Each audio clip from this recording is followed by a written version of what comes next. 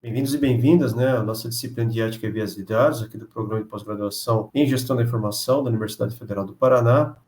E hoje nós contamos novamente com a presença da professora Rosilene. Ela mescla tanto o conhecimento que ela tem de ciência da informação, quanto com a origem dela na parte jurídica. E, nesse sentido, ela vai trazer conhecimentos aí do estado da arte, do estado da técnica, dentro da parte de ética e viés de dados. Então, seja bem-vinda, professora Rosilene. Muito obrigado por aceitar o convite novamente, e eu tenho certeza que os alunos vão adorar a sua aula, que, como sempre, é muito didática e muito importante. Obrigado mais uma vez. Obrigada, professor Luciano. Então, boa tarde a todos e a todas. Eu gostaria de agradecer o convite aos professores Luciano Galegos, Ronan Assunção Silva, e o professor Milton Shintaku, do Programa de Pós-Graduação em Gestão da Informação, da UFPR, e registrar a minha satisfação em estar aqui mais uma vez para tratar de um tema relevante e atual, que aí entrelaça áreas do conhecimento, como a ciência da informação, o direito e a tecnologia. Para quem não me conhece, eu sou a professora Rosilene Souza, sou professora do curso de Direito na Universidade Federal do Oeste da Bahia e do programa de pós-graduação em Propriedade Intelectual e Transferência de Tecnologia para a Inovação, que é o Profinit, na unidade da UFOB. Sou pesquisadora junto ao Instituto Brasileiro de Informação em Ciência e Tecnologia, do IPICT, tenho doutorado e mestrado em Ciência da Informação, também tenho mestrado em Direito, sou formada pela UFCG em Ciências Jurídicas e também tenho formação de graduação em Biblioteconomia pelo Centro Universitário Claretiano. Normalmente, as minhas pesquisas são realizadas, né, no âmbito da propriedade intelectual, direito empresarial, aspectos jurídicos da informação. Para iniciar a nossa discussão sobre o tema, um tema polêmico, atual e recente, né? Eu posso mencionar para vocês que no último dia 17, o Senado Federal recebeu para análise o anteprojeto de atualização do Código Civil de uma comissão de juristas coordenado pelo ministro Luiz Felipe Salomão, do Superior Tribunal de Justiça, e nessa proposta está a inclusão de um livro denominado de Direito Civil Digital, composto por 10 capítulos, entre os quais o capítulo que vai nos interessar para a nossa discussão de hoje vai tratar da pessoa no ambiente digital. Então, o tema da nossa palestra, da nossa aula de hoje, viés de dados e os desafios do novo Código Civil, nós vamos discutir, peço licença a vocês para falar um pouquinho no campo do direito, né, para tratar um pouquinho sobre as questões relacionadas ao direito de personalidade.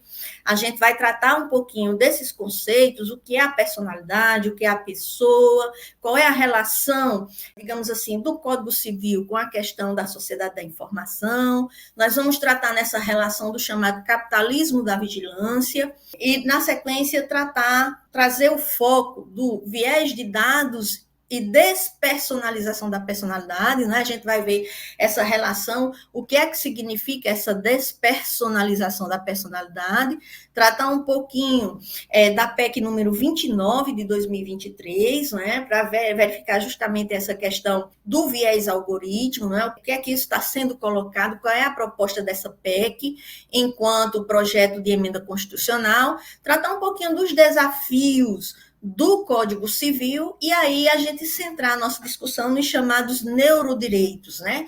O que significa neurodireitos? Qual é a relação do neurodireito com essa questão do direito de personalidade, com a questão do capitalismo da vigilância, e que tipo de viés de dados nós estamos tratando na nossa aula? O ponto de partida está justamente na chamada quarta revolução industrial. Essa quarta revolução industrial diz ser centrada na humanidade, na promoção do desenvolvimento humano. Ela vai ter como característica a convergência do mundo digital, físico e também biológico, não é?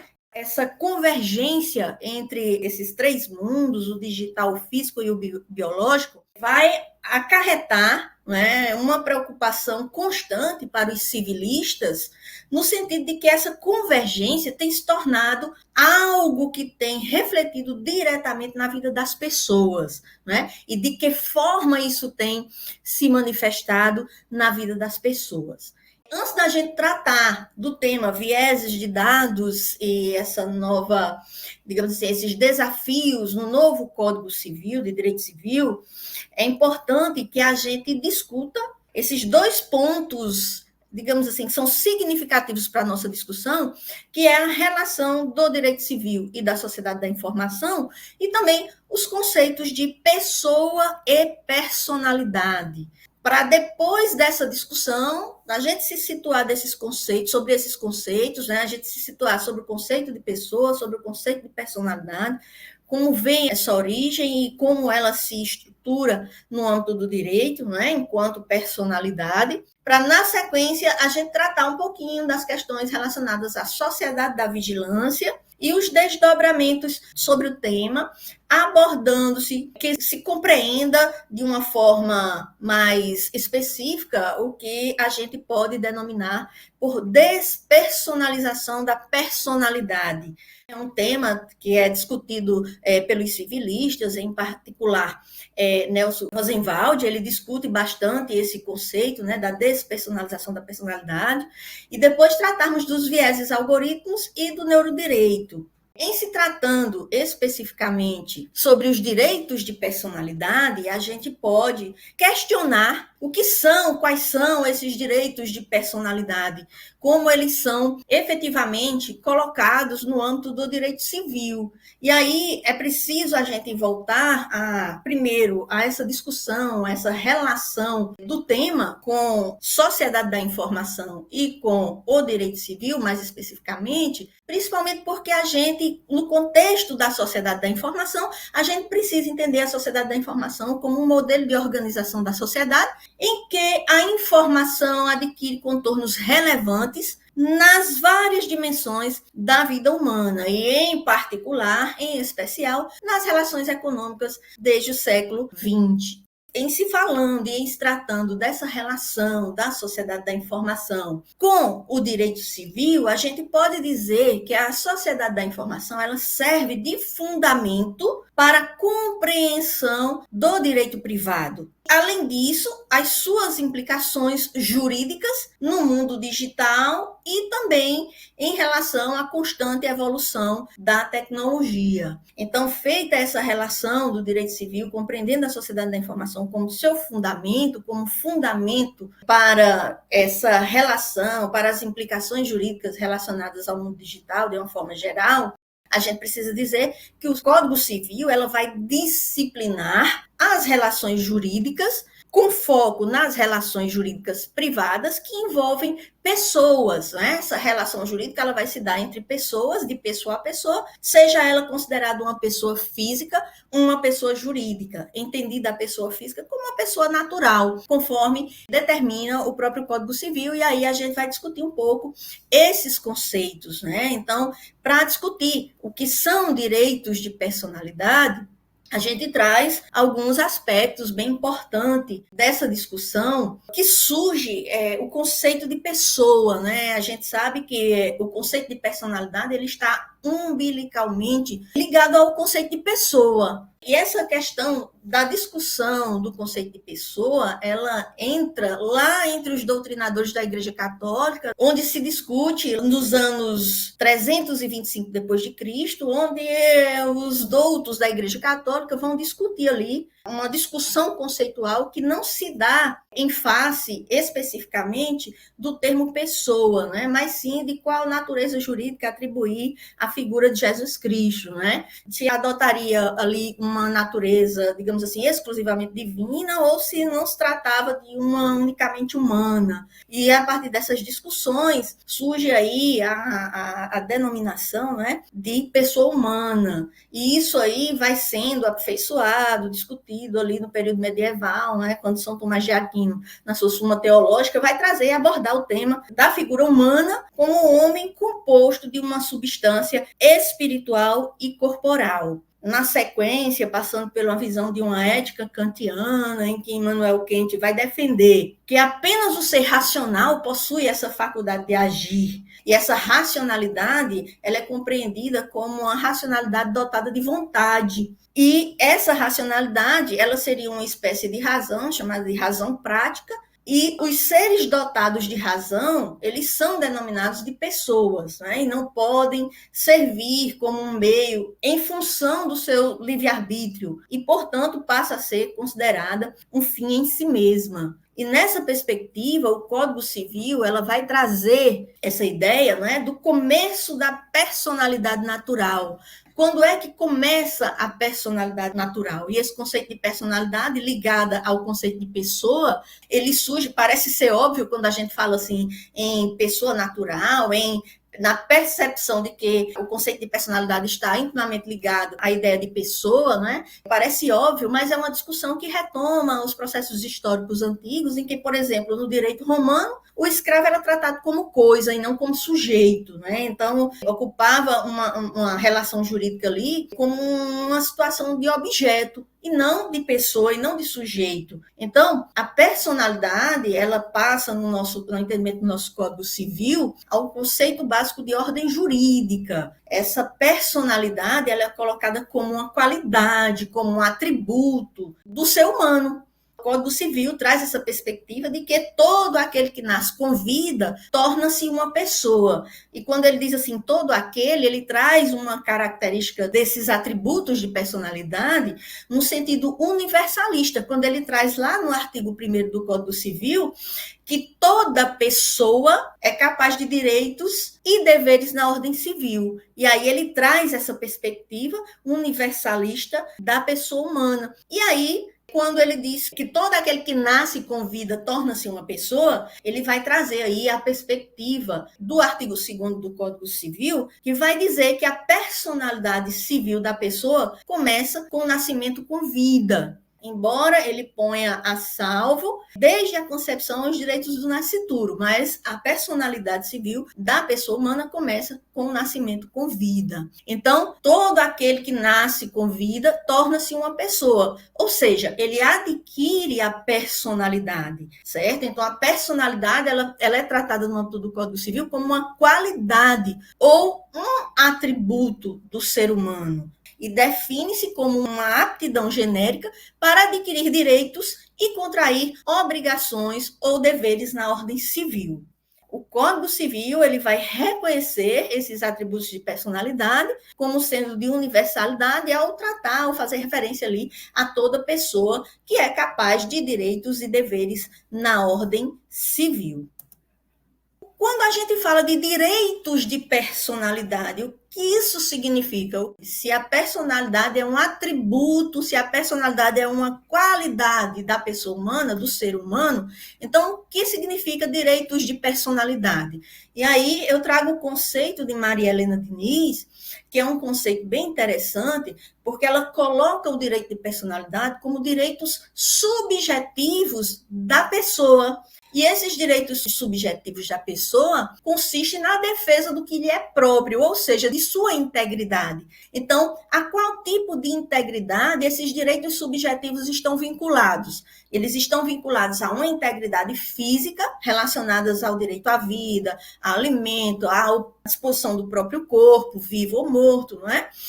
E partes separadas do corpo vivo ou morto. E a integridade intelectual, que vai se referir ali à liberdade de pensamento, à autoria científica, artística e literária. Isso aí é uma coisa que a gente vai tratar um pouquinho mais na frente, porque quando a gente falar em integridade intelectual e em relação à autoria científica, artística e literária, a gente vai compreender que existe uma parte desse direito de personalidade em que seu titular pode dispor, que seria no caso, por exemplo, dos direitos patrimoniais relacionados aos bens intelectuais em que são negociáveis. Mas, de uma forma geral, a proteção dos direitos subjetivos da pessoa, não é, de defender o que lhes são próprios, estão relacionados aí à integridade física, à integridade intelectual e também à integridade moral, que vai envolver a honra, o recato, o segredo profissional e doméstico e a identidade pessoal, familiar e social. E esses pontos são os pontos que mais nos interessam em entender direitos de personalidade enquanto direitos subjetivos da pessoa humana, porque esses vão estar diretamente relacionado ao nosso tratamento da questão do viés de dados, né? Enquanto viés de dados, quais são as partes do direito de personalidade que são alcançadas em relação às discussões, em relação à utilização desses dados e a forma como esses dados são tratados e são utilizados. Nesse sentido, a gente pode dizer que os direitos de personalidade, eles apresentam algumas características específicas, né? O artigo 11, os direitos de personalidade, eles estão previstos ali a partir do artigo 11 do Código Civil, e ali no artigo 11, ele traz justamente como leitura do artigo, com exceção dos casos previstos em lei, como, por exemplo, o caso dos direitos autorais, os direitos de personalidade são intransmissíveis e irrenunciáveis, não podendo o seu exercício sofrer limitação voluntária. E aí a gente traz algumas características que estão relacionadas a esse direito de personalidade, porque os direitos de personalidade, esse rol, na verdade, de direitos, eles são meramente exemplificativos. Por quê? Porque a questão do direito, o desenvolvimento da pessoa, ela é constante, e aí novos direitos, outras perspectivas, eles podem surgir em relação aos direitos de personalidade. Então, a gente apresenta aqui algumas características relacionadas aos direitos de personalidade, como, por exemplo, a intransmissibilidade, que são os direitos intransmissíveis, que não podem ser transmitidos a terceiros. Uma outra característica é a irrenunciabilidade. Eles são irrenunciáveis, né? Os direitos de personalidade são irrenunciáveis. Os titulares não podem renunciar o seu uso. Então, os direitos de transmissibilidade e irrenunciabilidade que estão previstos lá no artigo 11 são considerados direitos indisponíveis, em que a pessoa não pode dispor para utilizar de alguma outra forma, a não ser conter esses direitos como direitos que fazem parte, né, que são direitos inerentes à sua pessoa. Nós temos também os direitos como característica que os direitos de personalidade, eles são absolutos, né, eles são oponíveis erga omnes. O que é que isso significa? Ele possui um caráter geral, é um caráter inerente à pessoa humana. E aí, nós temos também como característica dos direitos de personalidade, os direitos de personalidade, eles são ilimitados, não se esgotam apenas nos direitos mencionados e o rol é exemplificativo, né, conforme eu já tinha falado anteriormente. Ainda outros direitos, né, que a gente pode mencionar em relação aos direitos de personalidade, é que os direitos de personalidade, eles são imprescritíveis, não se extinguem pelo uso ou decurso do tempo. Nessa mesma medida, eles podem ser considerados impenhoráveis, eles não podem ser penhorados. E também não suscetíveis de apropriação. E quando a gente trata do não suscetíveis de apropriação, nós estamos dizendo que eles são direitos inexpropriáveis, eles são inatos, eles não podem ser desapropriados, eles não podem ser retirados contra a vontade. E isso é um ponto bem importante e bem específico no âmbito dos direitos de personalidade, que vai focar justamente nessa relação, nesse tratamento que a gente vai atribuir, que a gente vai pensar no contexto da utilização dos dados pelo mercado, pela forma como o mercado tem explorado, tem utilizado e tem comercializado dados da pessoa humana, relacionados à pessoa humana, né? Então, enquanto dados que ferem, que violam ali direitos de personalidade.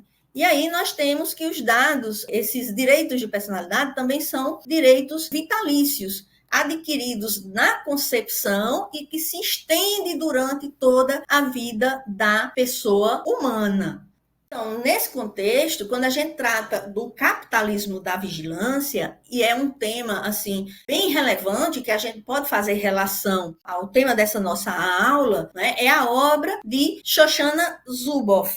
Ela é uma filósofa e professora emérita da Universidade de Harvard e foi quem deu o nome ao fenômeno chamado de capitalismo da vigilância.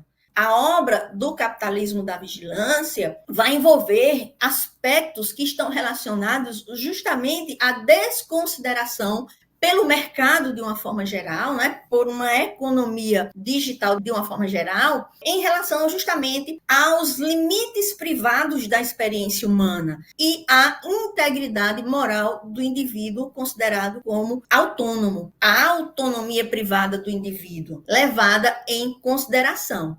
Então, a gente pode questionar, em face da obra de Shoshana Zuboff, o que é capitalismo da vigilância. Não é? Muita gente já deve ter visto falar, e quando a gente faz essa relação do contexto do uso de dados pessoais na atualidade, a gente pode fazer referência a várias obras. Né? Nós temos a obra que é A Sociedade do Risco, que está relacionada ali a um contexto social ali do fim do período da transição para o capitalismo industrial, né? E todos aqueles contextos que envolvem ali o final da Idade Média, o início da Idade Moderna, né? Com a crise do feudalismo, surgimento do capitalismo e, posteriormente, do processo de industrialização, assim como também relacionada às questões do risco nesse processo evolutivo, né?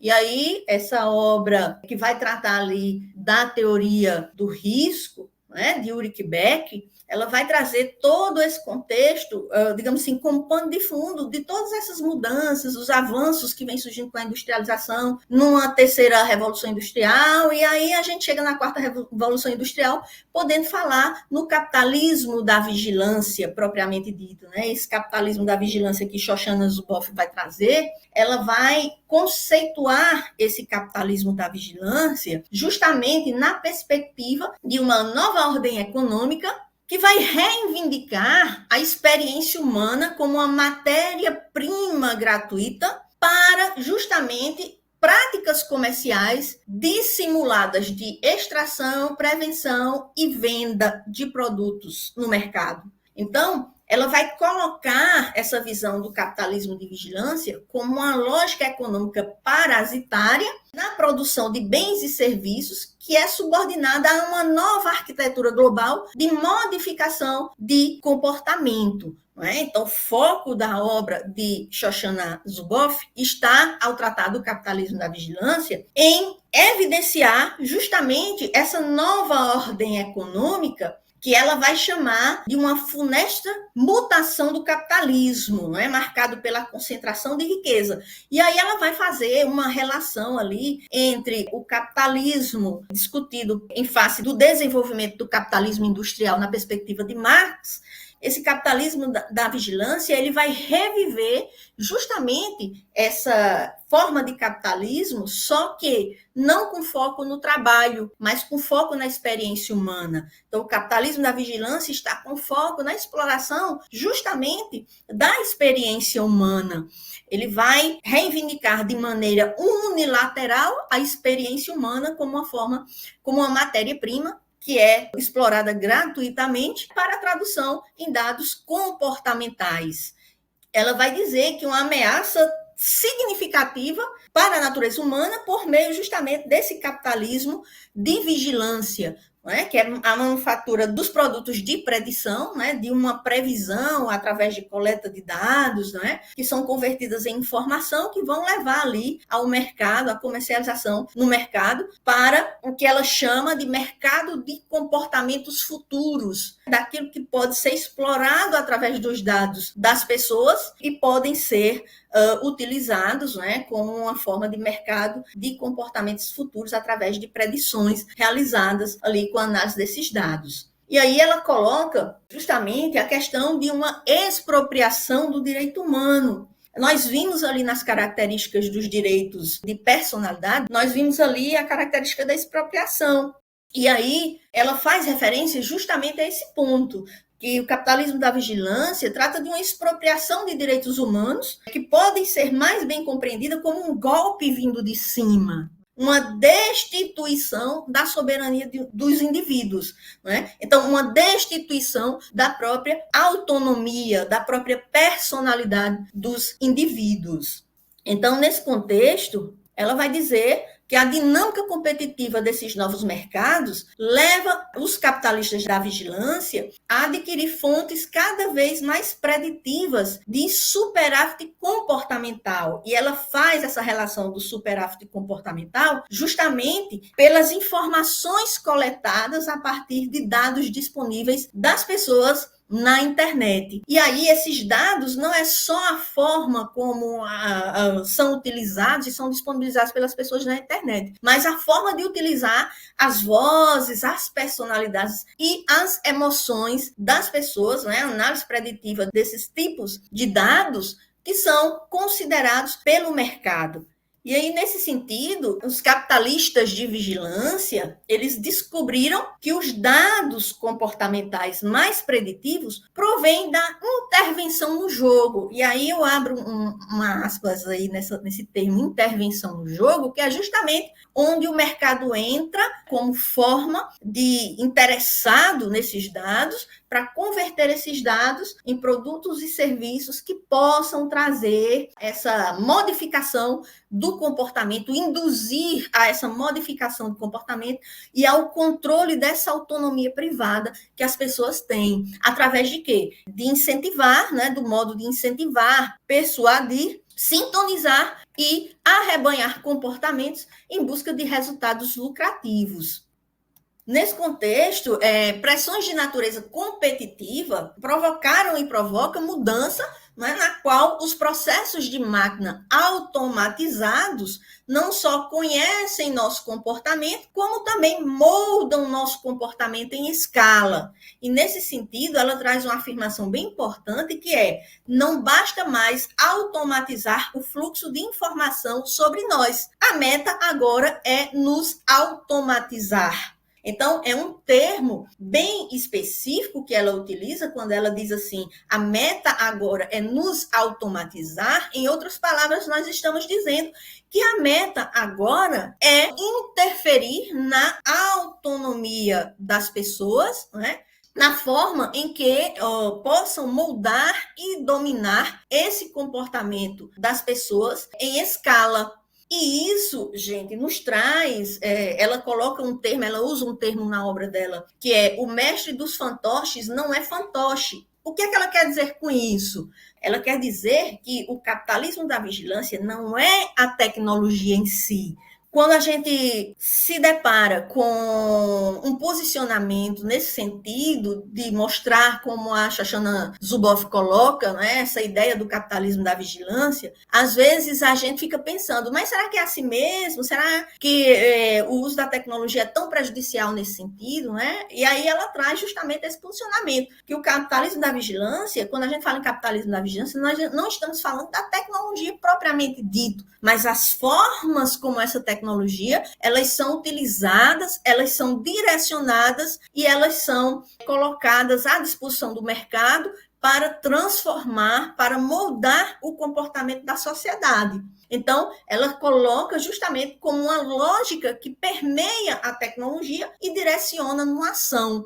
Esse modo como o mercado se comporta no uso e análise desses dados para justamente moldar esse comportamento humano, esse comportamento da sociedade em escala.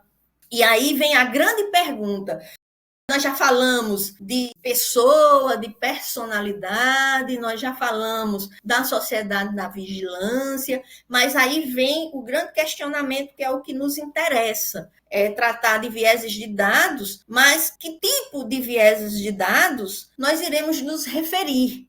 E aí é onde a gente passa a tratar aqui dos vieses de dados e depois da despersonalização da personalidade, justamente para entender o que significa essa despersonalização da personalidade e qual é essa relação que ela tem com a questão dos vieses de dados. Então, em se tratando de vieses de dados, nós vamos focar o viés de dado que nós estamos tratando na nossa aula de hoje é justamente o viés algorítmico, relacionados a dados comportamentais retirados do âmago da intimidade humana, explorados por um modelo de negócio de economia digital que expropria a personalidade, que retira, que viola, que invade a personalidade humana.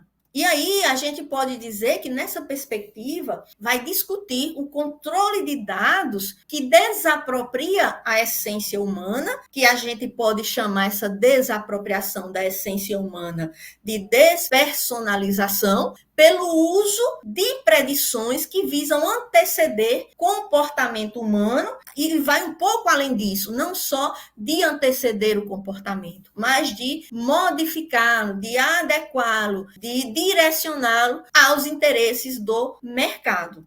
E então, Nelson Rosenwald, ele trata essa questão da despersonalização da personalidade quando ele coloca que os direitos de personalidade, eles alcançam um estágio de despersonalização, que se materializa em 3 aspectos importantes. O primeiro, a expropriação da personalidade, quando ele retira essa autonomia da personalidade, a ameaça à autonomia humana através de ataques à consciência e também a conversão do humano em novo projeto de personalização.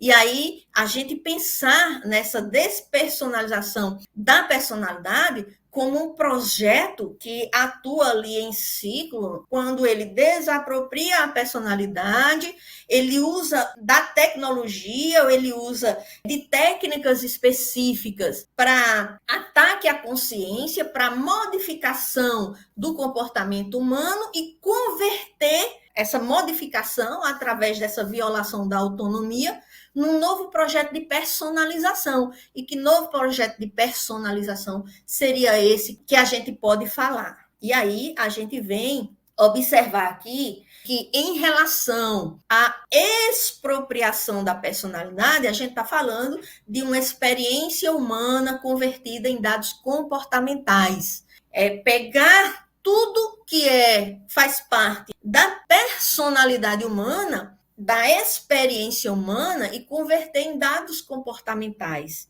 E, ao mesmo tempo, reduzir o homem a um mero conjunto de algoritmos passíveis de comercialização. Essa é a ideia da expropriação da personalidade que Nelson Rosenwald coloca quando ele trata da despersonalização da personalidade. Enquanto expropriação da personalidade, a redução do homem a um conjunto de algoritmos passíveis de comercialização. E aí, quando ele trata de uma ameaça constante, uma ameaça à autonomia humana através de ataque de consciência, ele está fazendo referência justamente a esse ataque que acontece por uso de técnicas específicas para efetivar mudança de comportamento na sociedade ou em escala como um todo. E aí há uma intervenção na capacidade de autocontrole humano, há uma intervenção na capacidade de autonomia humana, do direito de personalidade propriamente dito. E, por fim, ele vai tratar desse ponto na perspectiva de que a conversão do humano ele pode se dar em um novo projeto de personalização. E aí ele vai falar que a personalização ele vai ganhar aí novo significado. E que novo significado seria esse que a personalidade passa a ter a partir desse processo? Ele vai ter como fundamento a monetização do humano em troca de produtos e serviços, ou então em troca de uma melhor comodidade na oferta desses produtos e serviços. Então, a despersonalização da personalidade, ela está aí num processo de modificação, muitas vezes pela interferência do próprio mercado na utilização, tratamento e uso dos dados pessoais, visando controlar e reduzir essa capacidade humana de sua autonomia pessoal, violando os direitos de personalidade, quando ele reduz o homem a esse mero conjunto de algoritmos passíveis de comercialização. E aí a gente vai fazer a relação, e a gente tem muito cuidado de fazer essa relação, em que Klaus Schwab coloca ali, quando ele fala da quarta revolução industrial, que é justamente essa relação estabelecida no processo de convergência desse mundo digital, físico e biológico. E o civilista ele começa a se preocupar justamente com essa relação de intervenção do mercado, intervenção na autonomia, na personalidade humana.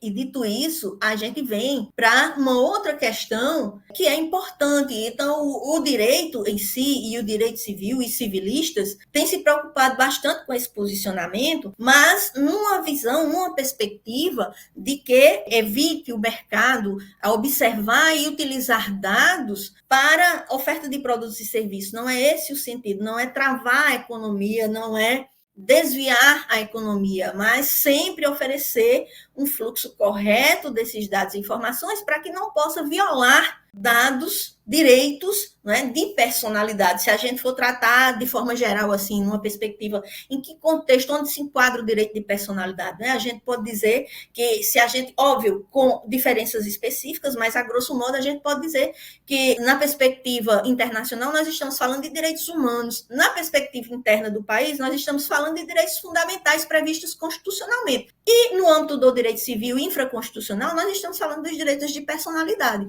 Óbvio que com suas características que os distinguem uns dos outros, mas o nível de proteção e o nível de importância que a gente tem perante esses direitos são consideráveis. E aí a gente pergunta, nessa perspectiva, a gente vai falar um pouquinho dessa proposta de emenda constitucional número 29 de 2023, que vai tratar justamente, trazer justamente essa perspectiva do chamado viés de algoritmo.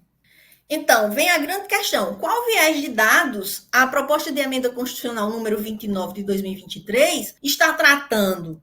E aí a gente vê, na justificativa dessa proposta, são apresentadas as questões relacionadas aos limites éticos e normativos dos algoritmos a serem observados pela neurotecnologia com implicações diretas na vida em sociedade. E aí a gente centra o foco, a gente vai já falar um pouquinho sobre neurodireitos, mas o que a gente precisa trazer a relação para esse aspecto é justamente a questão de como a gente vai tratar com os direitos de personalidade. E aí, como justificativa, ele também diz que o viés que a gente vai tratar na perspectiva dessa proposta de emenda constitucional número 29 de 2023 é justamente o viés algorítmico, que está associado ali, a maior parte das vezes, às práticas discriminatórias e à reprodução de desigualdades sociais, levadas a cabo pela máquina no ambiente virtual, mas que atingem ali as pessoas que dele dependem para realizar certas atividades. E aí é onde a gente vê, onde pode ocorrer, de determinada forma, a manipulação desses algoritmos, né? As limitações desses algoritmos estão justamente aí na forma em que eles são colocados, seja através de práticas discriminatórias, seja através de reprodução de desigualdades sociais, mas muitas limitações estão aí associadas, inclusive quando ele é feito, quando ele é criado para controlar o comportamento humano. E é nessa perspectiva que a proposta de emenda à Constituição de número 29 de 2023, ela vai alterar a Constituição Federal para incluir entre os direitos e garantias fundamentais a proteção à integridade mental e à transparência algorítmica. E essa proposta de alteração à Constituição Federal será justamente para incluir ali no contexto do artigo 5º da Constituição o inciso 80, que vai dizer o seguinte: o desenvolvimento científico e tecnológico assegurará a integridade mental e a transparência algorítmica nos termos da lei. Em outras palavras, tenta trazer essa perspectiva da proteção à integridade mental e à transparência algorítmica para constituir, assim, um direito fundamental, que é aí onde vai integrar, onde vai entrar a proteção da personalidade, já adequando a uma nova realidade desse Código Civil, quando ele vai tratar da integridade mental e essa transparência algorítmica. E aí a gente pode observar que, dessa forma, nós estamos aí tentando regular aquilo que a quarta revolução industrial traz, que é justamente entender a quarta revolução industrial como aquela que tem como característica ali a convergência entre o mundo digital, físico e biológico, né? A gente tem o exemplo Neuralink, não é? Ali Elon Musk querendo criar ali um chip para melhorar o funcionamento, digamos assim, relacionar diretamente ali as questões do funcionamento da mente para melhorar as condições de vida em relação a algumas pessoas. Mas, dito isso, é importante que a gente registre essa questão no sentido de que essas alterações sociais exigem o perfilhamento de novos direitos. Isso aqui está dito lá, está colocado, muito bem colocado, lá na justificativa da PEC, número 29, né? A preocupação de perfilhamento de novos direitos, né? Ligando sempre essa questão da atual lição de Bobbio, que trata dos novos direitos, né, no sentido de que os direitos humanos guardam consigo a característica da cambialidade, surgindo ou modificando-se à vista dos carecimentos sociais e das transformações técnicas da humanidade. Então, essa é uma nova perspectiva que deve ser observada e nós precisamos estar sempre atentos a essas alterações e as possibilidades de adaptações, de adequações, mas sempre visando a proteção de direitos humanos, de direitos fundamentais e de direitos de personalidade, conforme eles podem ser colocados. E aí, essa parte também que eu destaquei em relação à justificativa da PEC número 29, é justamente onde ele faz referência à questão do viés algoritmo, né? Quando ele diz que a isso se acrescenta os questionamentos acerca dos vetores algoritmos, usando das mais diversas plataformas virtuais, já que a sociedade carece da necessária transparência sobre a conformação, a construção e a efetivação prática de tal bases de dados. Então, vem dando margem essas questões de a necessidade de uma conformação, de uma construção, de uma efetivação da prática de bases de dados, vem dando margem justamente ao que ele chama, inclusive, da expressão viés algorítmico, associado, na maior parte das vezes, às práticas discriminatórias e à reprodução de desigualdades sociais, levada a cabo ali pela máquina no ambiente virtual, mas que atingem as pessoas que dele dependem para realizar certas atividades atreladas a esses algoritmos. Então, é visível a necessidade de um reajuste normativo, né, para que haja ali um realinhamento dessas perspectivas de proteção com o avanço das tecnologias e o uso de uma forma mais efetiva desse viés algorítmico. E esse viés algoritmo, ele precisa ser regulado. A gente tem falado muito na regulação, por exemplo, da inteligência artificial. Inclusive, nós temos um projeto de lei que em tramitação no Congresso, que vai regular ali a inteligência artificial, embora traga alguns conceitos já relacionados à questão do modelo de regulação europeu, da União Europeia, né, em que ele coloca ali a questão da regulação da inteligência artificial através de análise de risco.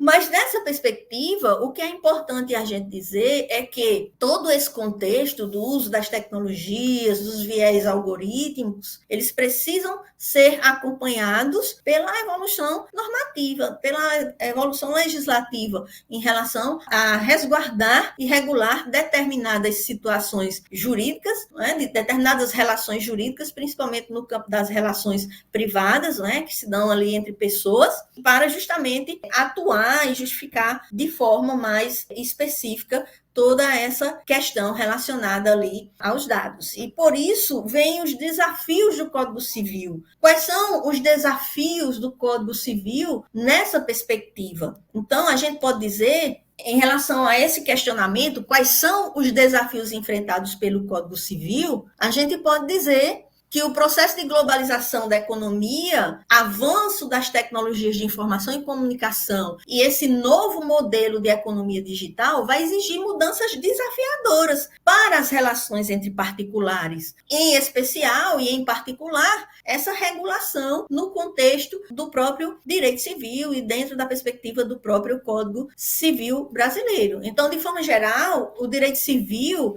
ele deve considerar temas como propriedade intelectual, intelectual, como vai ficar esse contexto, né? Um tema que pouco é discutido dentro dessa perspectiva dos avanços tecnológicos, né? Pouco é discutido em termos de regulação. Muita gente discute, muitos grupos, muitos pesquisadores discutem essa questão da propriedade intelectual, mas, assim, em forma de uma revisão normativa, ela precisa caminhar um pouco, da mesma forma que os contratos, que a proteção dos dados pessoais em face de demandas específicas, né, como essa demanda relacionada aí aos neurodireitos. E também precisa alinhar essa definição de personalidade a essas novas realidades, visando a sua proteção. Isso é óbvio por tudo que a gente já discutiu até agora, né, em relação à questão do capitalismo da vigilância, em relação às questões ali que estão relacionadas às próprias mudanças legislativas, a possibilidade de uma PEC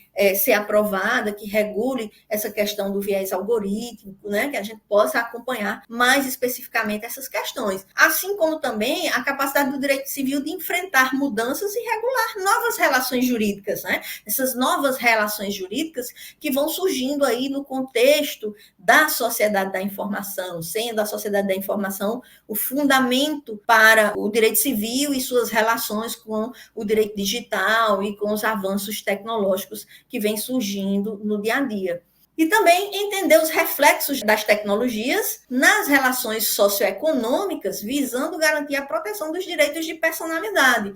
Até que ponto o mercado, até que ponto essa economia de mercado, ela pode interferir na vida pessoal, na intimidade. A gente coloca essa perspectiva, se a gente for observar a teoria dos ciclos concêntricos, né, a gente tem uma esfera em que é a esfera da privacidade. Dentro do contexto da esfera da privacidade, a gente encontra a intimidade e o segredo, né? Até que ponto essa economia de mercado ela pode violar esses direitos, que, para além de direitos de personalidade, são direitos fundamentais previstos na Constituição. Assim como harmonizar o desenvolvimento tecnológico com a proteção dos direitos e garantias fundamentais previstos constitucionalmente. Então, desse modo, a gente pode observar que, se a gente for verificar a necessidade de uma adequação a todo esse contexto, a gente pode observar especificamente, conforme eu já mencionei aqui no início da nossa aula, sobre a questão do anteprojeto, né, de atualização do Código Civil. Então, nessa perspectiva, já foi pensado, inclusive, durante essa proposta de uma atualização, criou-se um anteprojeto para a atualização desse Código Civil, né, que é o Código Civil de 2002, que é o nosso Código Civil em vigor. Então, se criou uma proposta de alteração do âmbito do Código Civil, trazendo para dentro do contexto dessa atualização do Código como um todo, trazendo o acréscimo de um livro que vai tratar de direito civil digital, que é composto por 10 capítulos, e, em particular, vai adentrar ali a uma regulação relacionada à pessoa no ambiente digital. E, nessa perspectiva, a gente pode questionar quais alterações do Código Civil estão relacionadas à pessoa no ambiente digital. E, especificamente, a essa questão do viés de dados, que é objeto da nossa discussão da aula de hoje.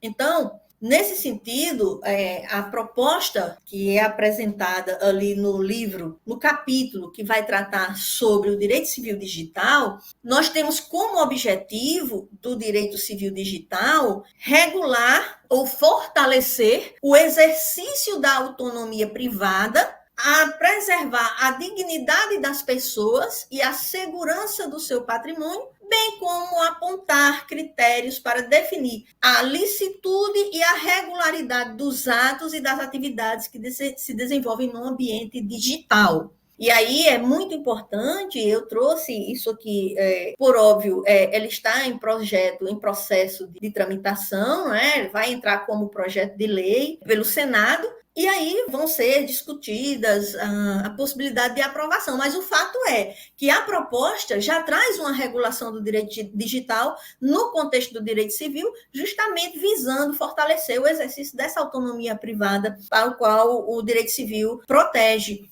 E aí, uma questão bem importante que ele vai trazer é a tutela dos direitos de personalidade. Há uma atualização em face dessa tutela dos direitos de personalidade. De forma que, se isso efetivamente for aprovado, então o que é que vai acontecer? Vai trazer reflexo para as demais normas que estão relacionadas ali, que tratam, quer queira, quer não, do direito de personalidade, como, por exemplo, a própria LGPD vai sofrer reflexos, né, em relação a esses conceitos. Que é direito de personalidade. A gente já vem ali nos fundamentos da própria LGPD, né, alterações nesse sentido, da tutela dos direitos de personalidade em face dessa alteração do Código Civil. Então, ainda no âmbito do Código Civil, também são reguladas a tutela dos direitos de personalidade, né, alcançar a tutela dos direitos de personalidade como salvaguarda da dignidade humana, que é o princípio base da Constituição Federal, né?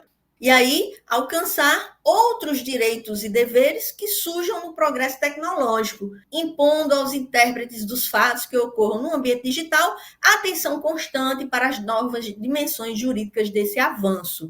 Então, a tutela dos direitos de personalidade, ela já vem aí com uma certa flexibilidade, justamente para permitir ali essa adequação que é constante ali às mudanças, às transformações que possam vir a ocorrer no ambiente digital. Então, ela vai alcançar, não é? Além de salvaguardar o princípio da dignidade da pessoa humana, ela vai alcançar outros direitos e deveres que possam vir do progresso tecnológico. Então, isso já é uma inovação para o contexto do Código Civil, enquanto regulação da tutela dos direitos de personalidade. Uma outra questão também bem importante, que ela traz como fundamento do direito civil digital, e isso aqui está relacionado diretamente à nossa questão da nossa disciplina em tratando de vieses de dados, ela traz como fundamentos desse denominado direito civil digital o desenvolvimento e a inovação econômicos, científicos e tecnológicos, assegurando a chamada integridade e privacidade mental, além de liberdade cognitiva, acesso justo, proteção contra práticas discriminatórias e transparência algorítmica. Ela vai trazer justamente assegurar essa integridade e privacidade mental. O que são considerados neurodireitos, né? Para a gente fazer essa relação justamente com essa integridade mental, ao qual a proposta do anteprojeto do Código Civil vai trazer ali no livro de Direito Civil Digital. E aí, em relação aos neurodireitos, quando a gente fala em neurodireitos, pela proposta de alteração, né, de inclusão no Código Civil, os neurodireitos, eles são parte indissociável da personalidade e recebem a mesma proteção desta, não podendo ser transmitidos, renunciados ou limitados. Então, os neurodireitos, eles surgem aí também como atributo da personalidade, não é? Eles são partes indissociáveis da personalidade, assim como as demais características que a gente falou anteriormente. E aí ele recebe essa mesma proteção, não podendo ser transmitidos, renunciados ou limitados. E nesse contexto, o parágrafo 1º desse artigo, ele vai conceituar os neurodireitos, né? E aí ele vai dizer que os neurodireitos são considerados as proteções que visam preservar a privacidade mental, a identidade pessoal, o livre-arbítrio, o acesso justo à ampliação ou melhoria cerebral, a integridade mental e a proteção contra vieses das pessoas naturais a partir da utilização de neurotecnologias.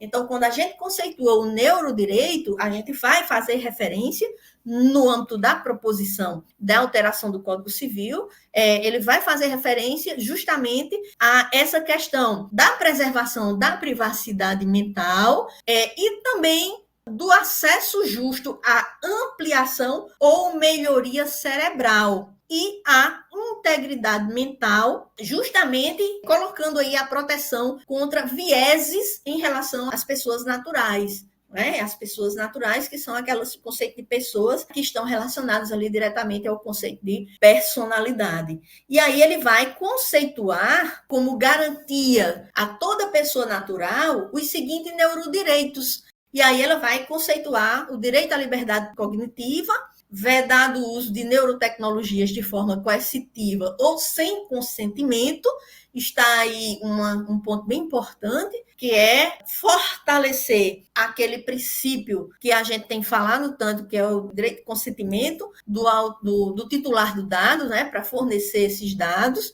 e também ligar essa ideia da liberdade cognitiva justamente ao princípio da determinação informativa, que é justamente um fundamento da Lei Geral de Proteção de Dados, que é quando a gente fala de autodeterminação informativa, nós estamos falando da capacidade que o titular tem de decidir o que pode ser feito ou não com os seus dados.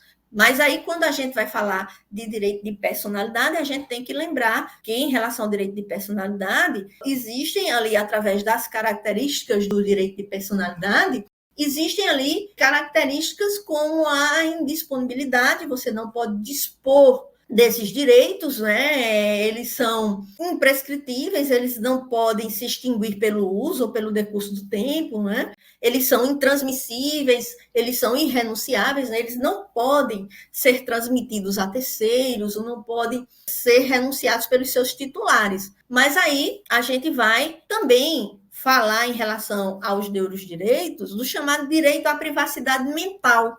E esse direito à privacidade mental, ele está relacionado ali, concebido como um direito de proteção contra o acesso não autorizado ou não desejado a dados cerebrais, vedada a venda ou a transferência comercial. E aí a gente já tem ali uma proteção, né, em se tratando do direito à privacidade mental, uma proteção importante em relação à personalidade, ao direito de personalidade, que é o direito à privacidade mental. Assim como também a gente pode falar do direito à integridade mental, entendido como aquele direito à não manipulação da atividade mental por neurotecnologias, vedada a alteração ou eliminação do controle sobre o próprio comportamento sem consentimento. E aí a gente precisa entender quais são os limites desse consentimento para verificar a possibilidade do controle sobre esse comportamento caso haja o consentimento do titular. E aí sim vem aqui na sequência também o direito à continuidade da identidade pessoal e da vida mental, com a proteção contra alterações na identidade pessoal ou coerência de comportamento, vedadas alterações não autorizadas do cérebro ou nas atividades cerebrais. E em relação a esses conceitos, é importante dizer que a lei vai dizer que ela vai trazer aqui na proposta a necessidade de regulamentar determinados aspectos por leis específicas. E ainda a gente pode falar aqui do direito à proteção contra a prática discriminatórias, enviesadas a partir de dados cerebrais. Então, vocês vejam que o próprio projeto de lei, ela traz essa preocupação com a realização, com a utilização de algoritmos de forma enviesada. A utilização desses algoritmos devem seguir ali, digamos assim, um controle para um fluxo correto, sem que possa trazer vieses que violem direitos de personalidade. E aí é justamente o parágrafo 3º que vai trazer os neurodireitos e o uso ou acesso a dados cerebrais poderão ser regulados por normas específicas, desde que preservadas as proteções e garantias conferidas aos direitos de personalidade. Então, se vocês observarem, nós falamos aqui de 2 tipos de vieses algorítmicos, né? Aqueles relacionados às questões mais voltadas a tratamentos preconceituosos, tratamentos diferenciados, e também relacionados ali a algoritmos que possam vir a ser utilizados no uso ou nas questões relacionadas a atividades cerebrais. Com essa perspectiva da proteção desses direitos, a gente pode observar que juristas estão atentos a todas essas transformações, mas como a tecnologia ela se transforma rapidamente, o direito tenta acompanhar ali na medida do possível. Há determinadas questões que estão afetando diretamente e especificamente ali no âmbito do desenvolvimento da personalidade humana, mas a gente tem muito ainda o que regular e tem muito ainda o que discutir em relação a essas questões e a utilização desses vieses de dados que são colocados aí no mercado, né, como essa forma, essa nova ordem econômica, né, essa nova ordem que se coloca, em que a experiência humana, conforme Shoshana Zuboff coloca, né, de utilizar essa experiência humana como matéria-prima gratuita para práticas comerciais dissimuladas para extração, previsão e vendas através da análise do comportamento humano. Com isso, pessoal, eu agradeço a atenção de vocês e passo a palavra ao professor Luciano. Mais uma vez, né, exemplo do que aconteceu no passado, uma quantidade de informações super relevantes e muito dentro daquilo que a gente vem tratando aqui na nossa disciplina. Os alunos eles já tiveram a oportunidade de ver um pouquinho sobre infodemia e desinformação, sobre técnicas e algoritmos de inteligência artificial. A última aula, né, vira um pouco sobre análise do discurso, né, e hoje eu acho que com essa aula fica um outro ponto de vista mais da parte jurídica e que tem tudo a ver com o que a gente viu até aqui, né? Então, antes de passar para as perguntas, eu queria agradecer pela palestra aqui, pela aula, tenho certeza que foi super enriquecedora. E eu mesmo tenho algumas perguntas, né? Eu vou começar com as perguntas dos alunos e aí depois eu faço uma pergunta complementar minha, pensando muito nos jogos dos poderes e as leis. Como é que a gente tenta tratar disso, sabendo que as leis elas têm também lá seus vieses, né? Dado quem legisla, né? Então, vou começar por uma pergunta aqui que é a do Logan, né? Que é a seguinte: considerando os avanços das TICs, incluindo a IA, quais são os principais desafios que você enxerga no âmbito das pesquisas em relação aos vieses de dados e ao direito de personalidade dos cidadãos? A gente pode dizer que todas essas alterações, essa proposta aí desse projeto, desse anteprojeto de alteração do Código Civil, ela surgiu de agosto de 2023 para cá. Lá nas justificativas da norma, eles falam de algumas contribuições sociais, eles falam de algumas perspectivas relacionadas a debates sobre o tema, mas foi algo muito recente em face da, digamos assim, da representatividade e da importância do tema. No Brasil, o nosso legislador, ele busca muito posicionamento em face de como os outros países eles estão regulando, né? Tanto que a questão da inteligência artificial, a proposta que nós temos, o projeto de lei que a gente tem para a inteligência artificial, ela segue o padrão da União Europeia, né? Questão do controle do risco. E o que é que termina acontecendo? Não há o amadurecimento necessário, as discussões necessárias de temas tão relevantes que vai alcançar aí toda a sociedade, né? No mundo em que nós estamos vivendo, em que as tecnologias têm praticamente aí vem sendo utilizada aí praticamente em todas as dimensões da nossa vida. E aí, essa relação, se você me perguntar qual é a relação do IA, eu posso dizer para você o seguinte: o Brasil, ele não consegue discutir nem o conceito de algoritmo. O que é que a gente vai entender por algoritmo, né? Ele fala em viés algorítmicos, mas no próprio projeto de lei ele fala nesses vieses algorítmicos, mas ele não traz posicionamento sobre o que representa um algoritmo. O que é que constitui um algoritmo? O que é que esse algoritmo, digamos assim, em que contexto esse algoritmo ele é criado, ele é utilizado e quem controla, o que ele controla, como ele controla, né? Ele traz alguns conceitos ali já em relação à proteção da personalidade, mas ele não faz essa discussão. O Brasil não leva essa discussão para a sociedade, para discutir o que é um algoritmo, para discutir qual a relação desse algoritmo, como é que ele deve ser tratado, em qual contexto ele deve ser tratado no âmbito jurídico. Depois se discutir uma proposta de inteligência artificial e discutir, trazer essa discussão para a própria sociedade, né? Para trazer, para refletir sobre essas questões. É tanto que a própria proposta aqui, né, do anteprojeto de alteração do Código Civil, ela vai trazer também um capítulo sobre inteligência artificial.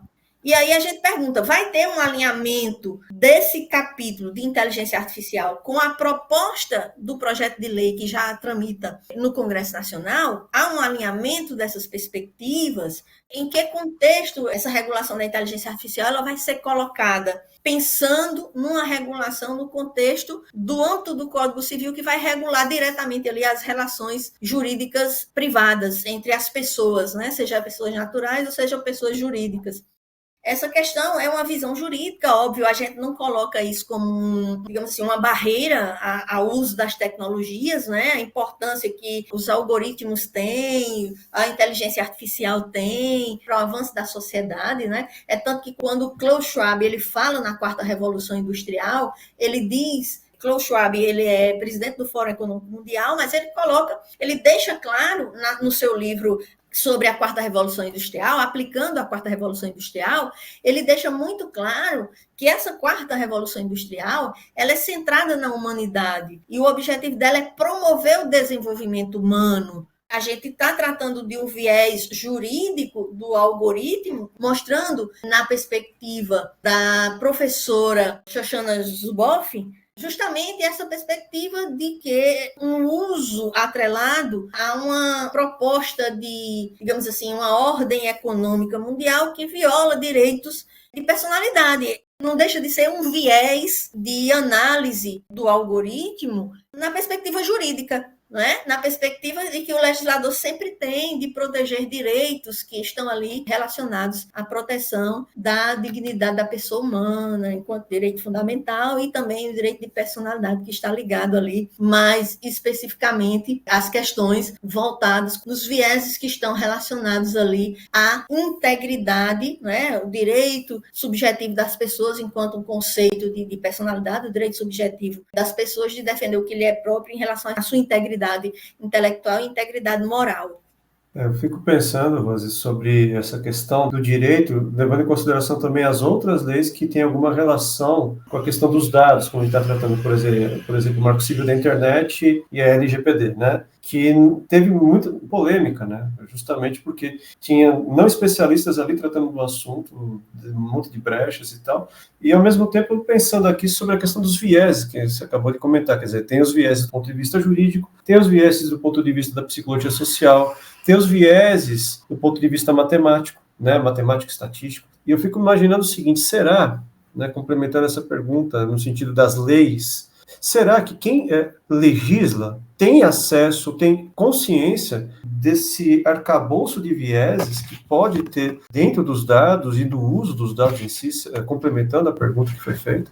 A gente percebe, não é? Quando a gente fala, por exemplo, eu vou usar o exemplo da sociedade da informação, não é? Uhum. O termo foi criado em si, sociedade da informação, através de uma pesquisa sociólogo japonês, né? E depois foi recepcionado ali na perspectiva, digamos assim, dos Estados Unidos, já numa perspectiva mais econômica. E ele não deixa de estar, assim, se a gente direcionar, a gente vai estar falando sempre de perspectivas diversas, né? E eu acho que, mesmo que o legislador não tenha o conhecimento técnico necessário das áreas das tecnologias, da área, por exemplo, do contexto da ciência da informação, mas a gente sempre sabe que o projeto de lei, quando ele é pensado, existem as comissões específicas que são formadas, de certa forma, utilizando ali pessoas de diversos setores, né, de diversas áreas do conhecimento. E aí, eis a grande questão, Marjorie, não é isso? Marjorie está complementando aí a nossa discussão com a pergunta: será que seria possível fazer algo sem vieses, seja lei ou algoritmo? Essa é a grande questão, Marjorie, e é uma pergunta oportuna justamente em face dessa nossa discussão. A própria ciência em si, ela foi questionada. Enquanto ciência clássica foi questionada, não existia uma verdade absoluta, e depois surgem outros vieses, né? Como, por exemplo, quando a gente fala no uso da estatística na área das ciências sociais, né? Quando a gente fala ali de uma área que o direito, que é nova para o direito, é recente para o direito, que é a questão da jurimetria, Você usa a estatística ali para quebrar essa visão da ciência clássica, que tem a ideia de uma verdade absoluta, para mostrar que essa verdade absoluta não existe, o que existe é uma aproximação, são resultados que aproximam da realidade e não traz como uma verdade absoluta. Então, tudo é questionável, não é? De repente, a gente pode ter análise jurimétrica que possa trazer uma certa segurança jurídica para a própria proposta. Quando você vai trazer uma proposta e apresentar uma proposta, um projeto de lei, você precisa amadurecer aquilo ali. E a melhor forma que você pode fazer é também com análise de dados. E é aí onde está a preocupação com os vieses de dados existentes. É justamente aí onde vai se permitir utilizar determinado viés. Qual é o objetivo que a norma pretende alcançar? A grande questão é essa: qual é o objetivo que a norma pretende alcançar? Se a norma pretende alcançar uma proteção de direito de personalidade, como a gente tratou na nossa disciplina, na nossa aula, então, se ela pretende alcançar a proteção à privacidade, ela vai trabalhar no sentido de adequar, de alinhar esse viés a essa proteção. Se ela tratar de um outro ponto de vista, do ponto de vista do desenvolvimento econômico, do desenvolvimento tecnológico, óbvio que ela vai tratar num viés que possa abrir essa possibilidade ao mercado. E aí, reorientar esses conceitos de personalidade, esses princípios, para alcançar essa perspectiva, para abraçar esse novo viés.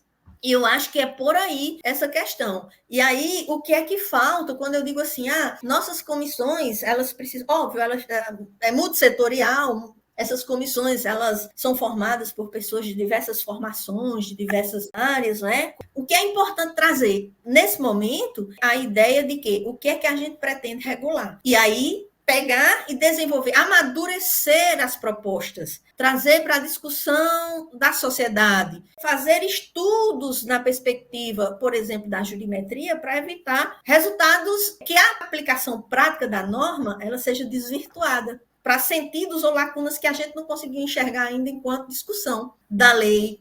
E aí você coloca, porque a própria legislação já tem diferentes interpretações. Se pensarmos nos vieses, não tem fim a discussão. Realmente, é por aí mesmo. É essa a lógica, né, da gente discutir a questão dos vieses, inclusive no âmbito da legislação, né? Por exemplo, a LGPD é uma lei multissetorial, ela se aplica a várias áreas de conhecimento, né? Com base ali no artigo 7º, que trata das bases legais, né, de aplicação. Então, tudo vai depender muito da perspectiva. Agora, o importante é a imparcialidade para que ela possa ser colocada nos termos em que ela possa ser alcançada.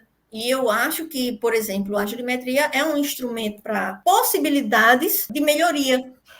Eu complementei a pergunta, eu tinha pensado justamente assim, em saber as possibilidades de vieses, né? Então, eu acho que, inclusive, a pergunta que o Logan fez, que a Marjorie fez aqui, eles se complementam, né?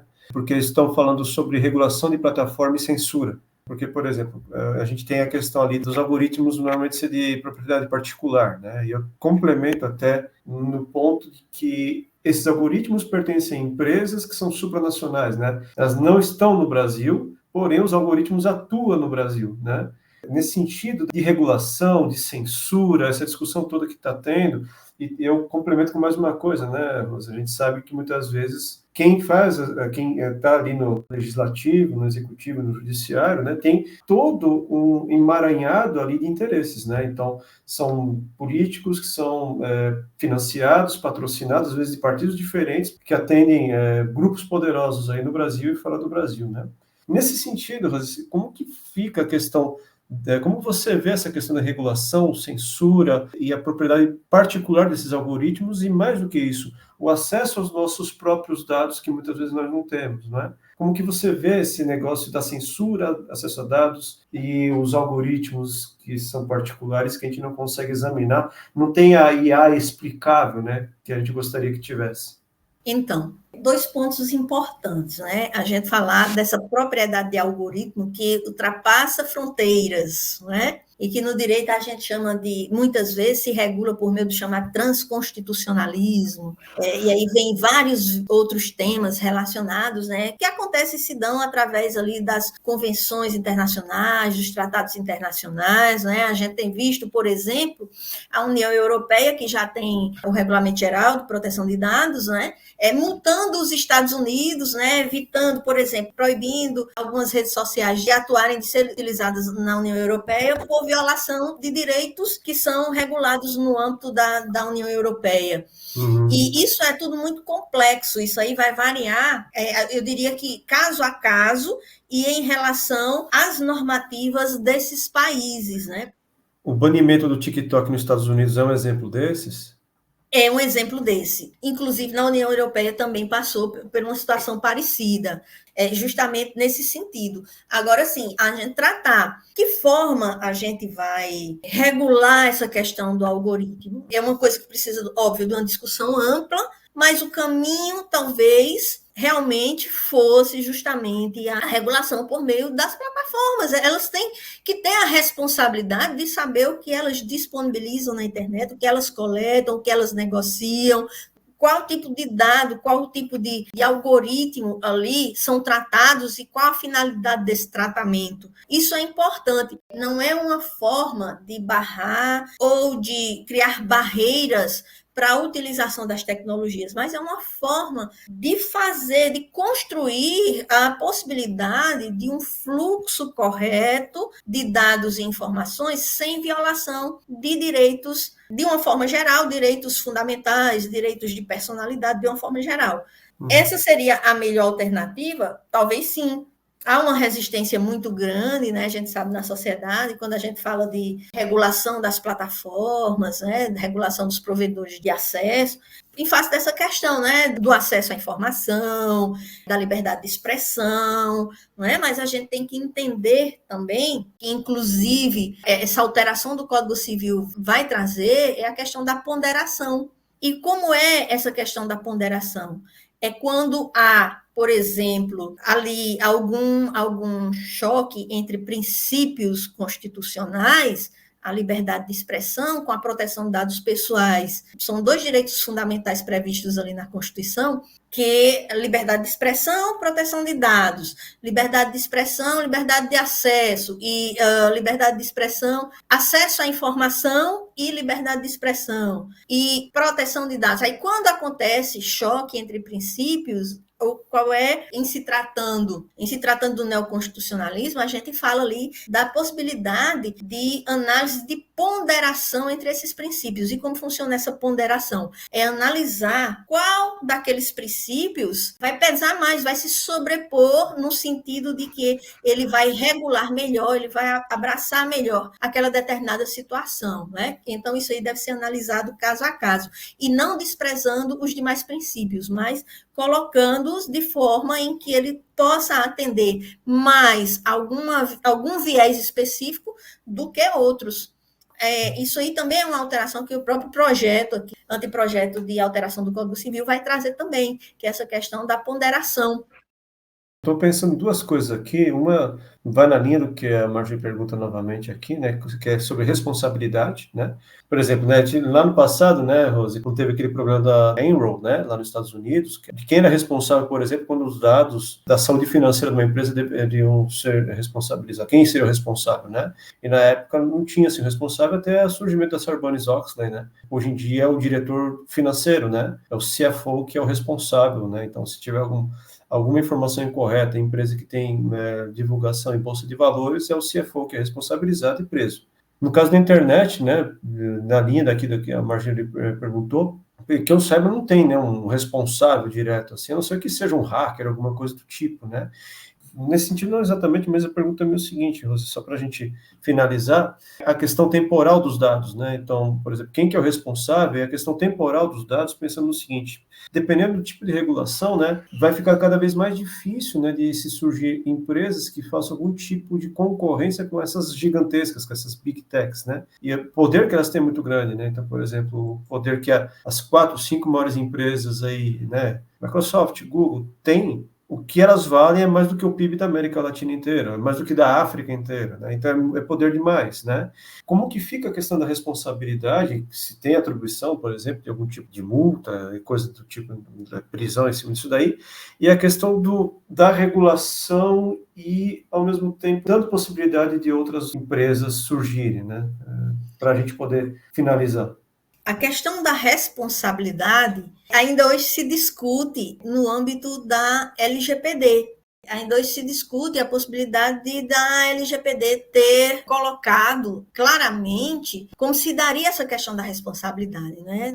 Nós falarmos, né, de uma responsabilidade no contexto do Código Civil e como essa adequação dessa responsabilidade no contexto do Código Civil poderia ser aplicada à questão no âmbito da proteção de dados pessoais, se seria uma responsabilidade subjetiva, se seria uma responsabilidade, a depender de quem são os envolvidos ali, não é? Já que o Código Civil, por exemplo, se a gente for tratar de uma responsabilidade no âmbito do poder público, nós temos uma responsabilidade objetiva, ele vai responder independente de culpa. No âmbito do direito subjetivo, já é um pouco diferente. E aí, a gente alinhar essa questão a depender de quem é a parte envolvida da responsabilidade.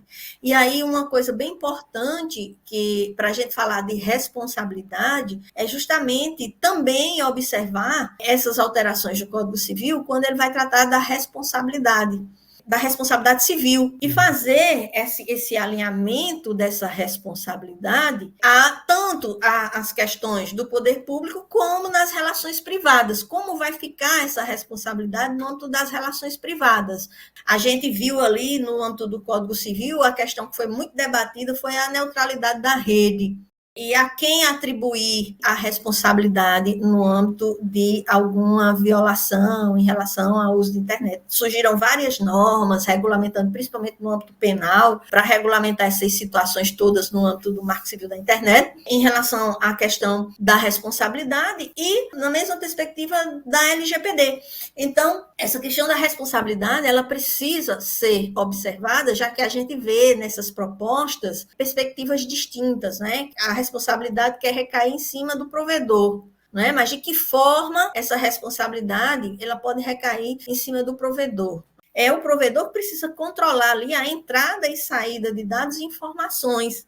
A forma de controlar que é mais visível vai ser através dessa via, não é? De controle do provedor, não é? Porque é isso que estão tentando fazer em relação à utilização das redes sociais, por exemplo. Tanto que esse caso aí do TikTok é um exemplo de que, né, por que isso acontece? Porque eles não coletam ali o consentimento dos titulares, né, ao disponibilizar imagens e dados de todos os tipos ali relacionados à pessoa. Excelente, excelente, Rose. Olha, tudo isso que você está passando faz referência ali, coisas que estão ali no estado da arte, né? Está tratando de coisa muito atual. Então, eu queria, em nome aqui da UFPR, da nossa pós-graduação e da nossa disciplina dos alunos, agradecer pela sua disponibilidade, trazer aí essa discussão. Então, era isso. Obrigado, Rose, um abraço e boa semana. Obrigado aos alunos e alunas e ao Logan aí no backstage aqui nos ajudando. Muito obrigado. Eu que agradeço, professor, a oportunidade mais uma vez. A gente está conversando com temas recentes, relevantes, né, que devem ser levados à discussão, realmente. É sempre um prazer, uma satisfação estar com vocês aqui falando um pouco sobre essas questões relacionadas ao direito e à tecnologia. Maravilha. Obrigado, Rose. Obrigado, alunos. Muito obrigado.